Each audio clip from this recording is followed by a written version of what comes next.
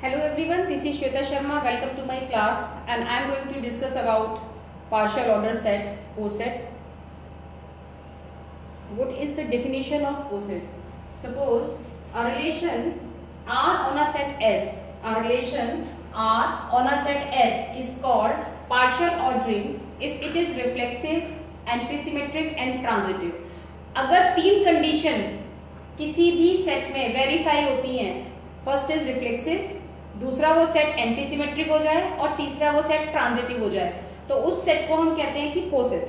For example A R A, you know reflexive, अगर हमारे पास set में 1 2 3 एलिमेंट है तो 1 2 3 एलिमेंट के सेम पेयर उसमें लाई करने चाहिए, मतलब 1 1 होना चाहिए, 2 2 होना चाहिए और 3 3 होना चाहिए. तो अगर तीनों एलिमेंट के सेम पेयर लाई करते हैं 1 1 2 2 3 3, तो हम उस सेट को कहते हैं रिफ्लेक्सिव.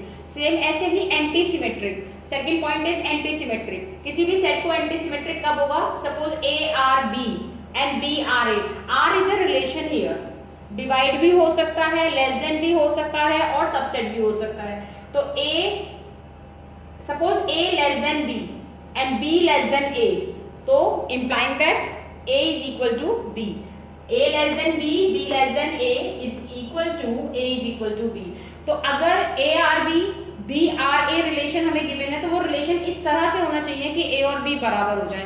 तो if A is equal to B then we can say that the relation R on a set S is antisymmetric. मतलब सेट क्या हो जाएगा? एंटीसिमेट्रिक. अब next point is transitive. A R B and B R C implying that A R C. A R B, B R C, B B दोनों में common है, तो A R C element अगर exist करता है तो हम कहते हैं वो क्या है? ट्रांजिटिव. और कोई सेट अगर रिफ्लेक्सिव है, एंटीसिमेट्रिक है, ट्रांजिटिव है, फर्स्ट सेकंड थर्ड, अगर ये तीनों कंडीशन उसमें वेरीफाई हो रही हैं तो सेट को हम कहते हैं set S together with partial order relation R is called coset. उसको हम कहते हैं कोसेट. अब हम प्रूफ कैसे करेंगे कोसेट? क्या होता है रिफ्लेक्सिव? जैसे कि मैंने अभी आपको बताया कि 1 1 2 2 3 3, if we are having 3 elements in a set, तो 1 1 2 2 3 3 अगर एग्जिस्ट करते हैं तो वो रिफ्लेक्सिव हो जाता है. सपोज करो question is show that the relation, यहाँ पर रिलेशन जो आर है ना वो डिफाइन कर रखा है कि greater than equal to sign is a partial ordering on a set of integers z. तो a ग्रेटर देन का साइन है. अब a greater than equal to a, we can say that कोई भी एलिमेंट ले लिया किसी सेट का a और a से बड़ा है. फॉर एवरी a, हर एक a के एलिमेंट के लिए a से बड़ा है, इक्वल है. सेम ऐसे b से बड़ा है, इक्वल है. कोई भी सेट के एलिमेंट है, c से बड़ा है, इक्वल है. ये वाला साइन एग्जिस्ट करना चाहिए. हम कह सकते हैं ना a से ग्रेटर है, a के इक्वल है, b के इक्वल है, c के इक्वल है, d के इक्वल है. तो अगर हमारे पास a b c d सब एग्जिस्ट कर रहे हैं जितने भी सेट के हैं तो उसको हम रिफ्लेक्सिव कहते हैं. रिफ्लेक्सिव मैंने बताया था आपको कि कोई सेट अगर हमारे पास 1 2 3 है तो 1 1 होना चाहिए, 2 2 होना चाहिए, 3 3 होना चाहिए. अब जो पेयर हमने लिखा 1 1, उन दोनों के बीच में जो रिलेशन गिवन होता है ये वेरीफाई होना चाहिए. यहाँ पर हमने ले लिया इंटीजर है a, तो a greater than equal to a है, b greater than equal to b, तो इसका मतलब हर एक एलिमेंट के लिए a हो, b हो, c हो, तो ये रिफ्लेक्सिव है. अब a greater than equal to b and b greater than equal to c, a b से बड़ा है और b a से बड़ा है, तो what is the conclusion? Conclusion is that a is equal to b. In this case, this sign shows the relation. So r is antisymmetric. This relation r, and a greater than equal to b and b greater than equal to c. अब बात करते हैं transitive की. Transitive में मैंने आपको बताया था a b है, b c है, तो a c हो जाता है, जो कॉमन एलिमेंट है वो रिमूव हो जाता है. अब यहाँ पर a b से बड़ा है, b c से बड़ा है, b आपने एलिमिनेट किया. What you have? a greater than c, तो a greater than c, then this is transitive. अब तीनों कंडीशंस अगर इसमें वेरीफाई हो रही है तो z this is a coset, is a coset. अब कोसेट में नेक्स्ट इंपॉर्टेंट टॉपिक है Hasse diagram. What do you mean by Hasse diagram? A partial order, this sign on a set x can be represented by means of diagrams known as Hasse diagram. मतलब जो भी coset आपको given है, जो भी set आपको given है, जो भी गिवन है, इसको अगर हम अगर हम किसी फिगर से उसको डिनोट कर दें, उसको फिगर से रिप्रेजेंट कर दें, तो वो हैश डायग्राम बन जाता है. किसी भी पोसेट सपोज z और ग्रेटर देन है और हमारे पास इसमें अगर सेट डिफाइन किया है उसको मैंने डायग्राम पे शो कर दिया तो वो हो जाएगा आपका hash diagram. For example I am taking an example, let x is equal to 1 2 3 4 5 6, then this sign is a divisible sign, is a partial order relation on x. Draw hash diagram x and this shows division sign. अब कैसे hash diagram आप draw करेंगे? सी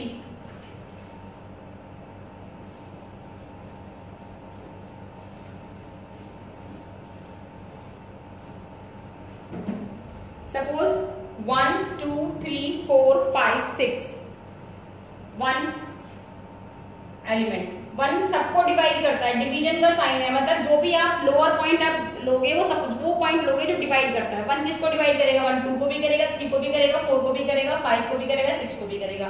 तो 1 अगर सबको divide करता है तो 1 को आप सबसे बॉटम पे लेंगे, तो 1 लिया, 1 ने हमने यहाँ पर ले लिया सपोज 2, यहाँ ले लिया हमने 3, ये पॉइंट है 2, ये पॉइंट है 3। इसके बाद आती है 4 की बारी। 1 4 को डिवाइड करता है, 1 4 को डिवाइड करता है, लेकिन 4 को 2 तो डिवाइड करता है लेकिन 3 डिवाइड नहीं करता। तो हम 4 को 1 2 को डिवाइड करता है, 1 3 को डिवाइड करता है, 1 4 को भी डिवाइड करता है, लेकिन अगर मैंने 4 यहाँ लिया तो 2 भी 4 को डिवाइड करते हैं। हमें वो पॉइंट लेने हैं, उन पॉइंट का रिलेशन लेना है जो डिवाइड करता है। अगर मैं 4 यहाँ पे लेती हूँ तो आप 2 को कैसे डिवाइड दिखाओगे कि 4 को डिवाइड करता है? तो 4 हम यहाँ लेंगे, ये 4 ले लिया, 3 से थोड़ा ऊपर 4। अब 1 2 को करता है और 2 4 को करता है, 3 4 को नहीं करता। अब बारी आती है 5 की। 1 5 को तो डिवाइड करेगा क्योंकि 5 सबको डिवाइड करता है, लेकिन ना तो 2 5 को डिवाइड करेगा, ना 3 5 को डिवाइड करेगा, ना 4 5 को डिवाइड करेगा। तो हमने 5 सपोज करो यहाँ ले लिया पॉइंट कोई, ये 5 है आपका।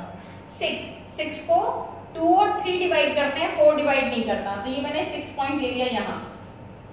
2 और 3 डिवाइड करते हैं, तो 1 ने डिवाइड किया 2 को, 1 ने 3 को भी डिवाइड किया, 1 ने 5 को भी डिवाइड किया, 2 ने 4 को डिवाइड किया, 3 ने 2 and 3 ये 6 है, 2 ने 6 को डिवाइड किया और 3 ने भी 6 को डिवाइड किया। तो हम इस तरह से इस पोसेट को मैं डायग्राम में शो करती हूँ। इस डायग्राम को हम कहते हैं हैश डायग्राम।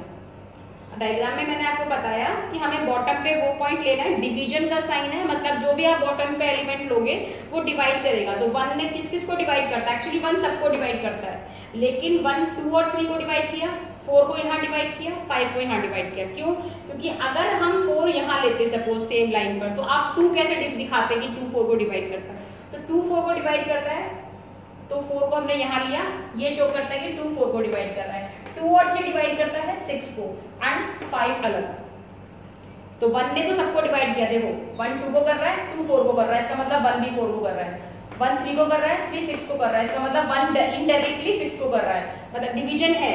अब 5 को ना तो 3 डिवाइड करता है, ना 2 डिवाइड करता है, ना 4 डिवाइड करता है, ना 6 डिवाइड करता है। तो 1 ही सिर्फ 1 है एक एलिमेंट जो 5 को डिवाइड करता है, तो 5 को हमने अलग ले लिया। ये हुआ first example of hash diagram. Now I am taking another example of hash diagram. This is the most important example. ये कई बार पूछा गया है और हैश डायग्राम में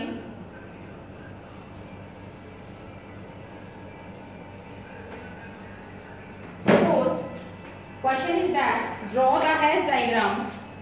Draw next example. Hash diagram of set A B A subset B. Actually इसमें relation जो given है वो सबसेट है on a proper on power set PS where S is equal to ABC। तो सबसे पहले मैं इसमें क्या करूंगी, इसमें सबसे पहले हम पावर सेट बनाएंगे। इसका सॉल्यूशन देखो, पावर सेट क्या होगा इसका, S का सबसेट का साइन है, तो सबसे पहले पावर सेट तो 5 भी आता है, A भी आता है, B भी आता है, C भी आता है, फिर AB then BC, then AC and ABC, ये पावर सेट है आपका। अब मैंने आपको बताया था कि इसमें रिलेशन जो गिवन है वो सबसेट का गिवन है। इससे प्रीवियस क्वेश्चन में मैंने बताया था डिवीजन गिवन था, यहाँ पर डिवीजन गिवन नहीं है, यहाँ पर हमें गिवन है सबसेट, यानी कि वो सबसेट होना चाहिए। तो सबसे पहले फाइव, बॉटम पे मैं फाइव रखूंगी क्योंकि फाइव सबका सबसेट है। अब फाइव ए का भी सबसेट है सिंगल, बी का भी सबसेट है और फाइव सी का भी सबसेट है। ये ए, बी और ये सी, फाइव ए बी सी तीनों का सबसेट है। अब इसके बाद ए बी, ये ए बी का सबसेट है, ये बी सी का सबसेट है और नेक्स्ट सबसेट है ए सी। और इसके बाद सबसे ऊपर टॉप पर हम रखते हैं greatest element, greatest element is a b c. अब सबसेट है, यस, फाइव किसका सबसेट है, ए का, फाइव किसका सबसेट है, सी का, फाइव तो सबका सबसेट है, फाइव बी का भी सबसेट है, ये हो गया बी आपका, फाइव बी का सबसेट हुआ।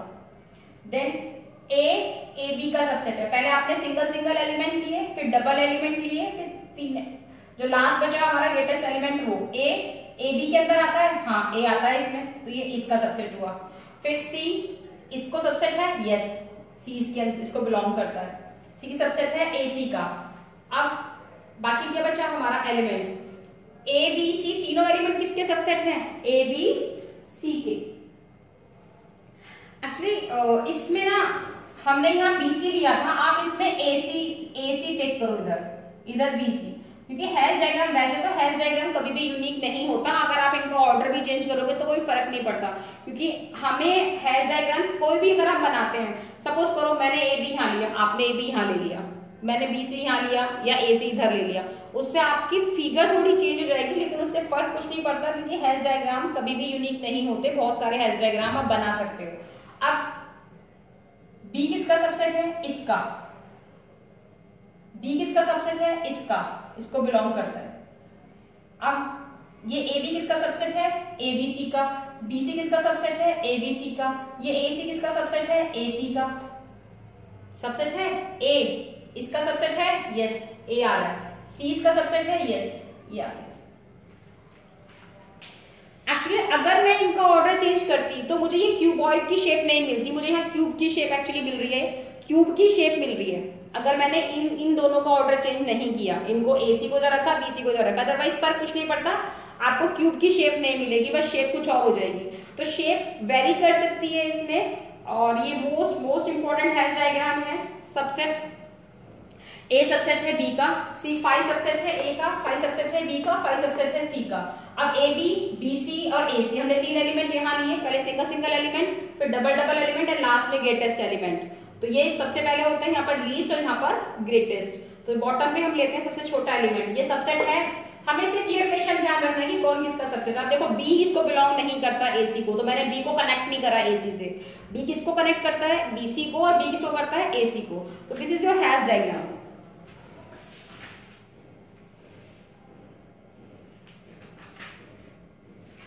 ये हैश डायग्राम के बाद इसमें ही लीस्ट पॉइंट और maximal point and minimal point and greatest element हम फाइंड करते हैं। सपोज जो सबसे बॉटम पे एलिमेंट होता है ये आपका होता है लीस्ट एलिमेंट, और इस बॉटम पर सेम लेवल पर जितने पॉइंट लाई करते हैं वो होते हैं मिनिमल पॉइंट। सपोज ये 5 है, यहाँ पर 5 है सिर्फ, तो 5 हो गया लीस्ट एलिमेंट, और ये 5 मिनिमल एलिमेंट भी हो गया। मिनिमल एलिमेंट बहुत सारे हो सकते हैं, लेकिन लीस्ट एलिमेंट सिर्फ एक होता है। यहाँ पर 5 एक लेवल है, इस लेवल पे सिर्फ 5 आ रहा है, तो 5 आपका क्या है, मिनिमल एलिमेंट, और 5 ही आपका लीस्ट एलिमेंट है। सपोज करो इसी लेवल पे, सपोज यहाँ पर कोई एलिमेंट होता B, यहाँ एलिमेंट होता, यहाँ एलिमेंट है सपोज E और यहाँ एलिमेंट है F, सेम लेवल पे, तो इस केस में मिनिमल एलिमेंट F भी होता, 5 भी होता और E भी होता, लेकिन लीस्ट एलिमेंट इस केस में एग्जिस्ट नहीं करता, because least element is always unique. Minimal element बहुत सारे हो सकते हैं, सेम लेवल पे जितने एलिमेंट होते हैं वो मिनिमल एलिमेंट होते हैं। तो सेम लेवल पे एलिमेंट है यहाँ पर 3, जो अगर 3 मिनिमल एलिमेंट है इसका मतलब least element doesn't exist in this question. Is it clear? Similarly maximal element इस केस में मैक्सिमल एलिमेंट अगर ये नहीं है, क्वेश्चन आपका एज इट इज है, तो मैक्सिमल एलिमेंट पीक पॉइंट को कहते हैं, ये मैक्सिमल एलिमेंट है। और ग्रेटेस्ट एलिमेंट भी यही है, ग्रेटेस्ट एलिमेंट बिकॉज क्योंकि ये यूनिक है। लेकिन अगर यहाँ पर और भी एलिमेंट होते, सपोज पी होता, क्यू होता, तो इस केस में मैक्सिमल एलिमेंट तो 3 हो जाते, p, a, b, c and q, तो सेम लेवल पर है, तो मैक्सिमल एलिमेंट तो 3 है and greatest element doesn't exist because मैंने आपको बताया था greatest element and least element unique होते हैं। Greatest element, least element unique and maximal and minimal बहुत सारे पॉइंट्स हो सकते हैं। तो इसी हैश डायग्राम में हमें जो नेक्स्ट टॉपिक है उसमें हमें मिनिमल और मैक्सिमल पॉइंट कैलकुलेट करना होता है। For example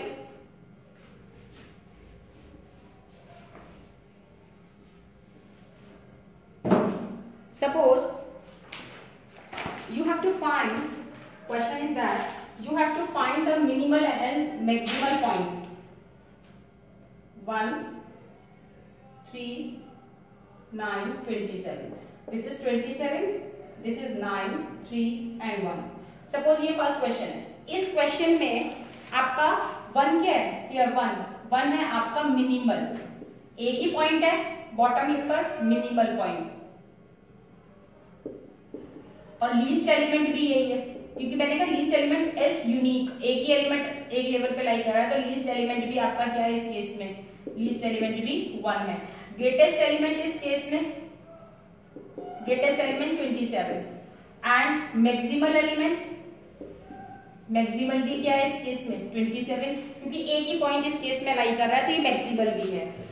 second example of it, अभी जो मैंने आपको hash diagram, first hash diagram बनाया था, मैं उसी में ले रही हूँ, ये है आपका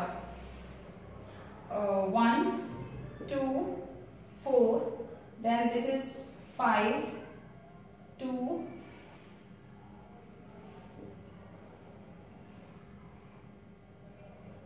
3, 6 ऐसे सेम पॉइंट पर। इस केस में अगर हम देखें मिनिमल और मैक्सिमल पॉइंट, तो इस केस में ये जो 1 है, ये 1 आपका मिनिमल भी है, एक ही लेवल पर है, मिनिमल और लीस्ट भी है क्योंकि यूनिक है, क्योंकि एक ही पॉइंट एक लेवल पे आ रहा है, तो मिनिमल भी है और यूनिक भी है।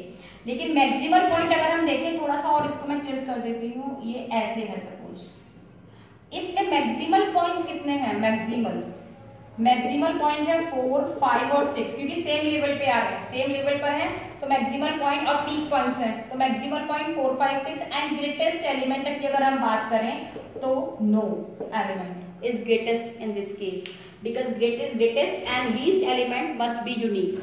तो यहाँ पर ये यूनिक नहीं, एक्चुअली 3 पॉइंट लाई कर रहे हैं, तो ये मैक्सिमल है लेकिन ग्रेटेस्ट नहीं है। So this is the way how to find minimal and maximal points and least and greatest point. So आज के लिए इसमें पोसेट में मिनिमल पॉइंट निकालना बताया, व्हाट इज पोसेट बताया and Hasse diagram how to draw. So इसके बाद नेक्स्ट लेक्चर में इसी में पोसेट में थोड़ा सा और Hasse diagram how to draw and how to calculate the minimal and maximal point, ये हम नेक्स्ट लेक्चर में डिस्कस करेंगे, साथ में लैक्टिस भी थोड़ा सा पढ़ेंगे। So thank you if you like the way I am explaining, so please like and subscribe my channel.